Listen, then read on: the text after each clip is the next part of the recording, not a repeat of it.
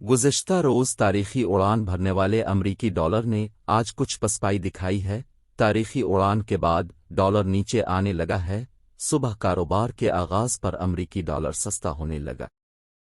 Inter bank में dollar 7 रुपये 9 पैसे सस्ता होने के बाद 277 रुपये का हो गया। जुमेरात के रोज़ करेंसी मार्केट में भौचाल आ गया।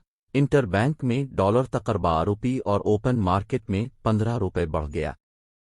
गुज़िश्ता रोज़ इंटर बैंक में डॉलर की कदर में 1898 रुपये का नुमाया इजाफा देखा गया और इंटर बैंक में डॉलर 26611 रुपये से बढ़कर 28509 रुपये की तारीखी बुलंद तरीन सतह पर पहुंच गया।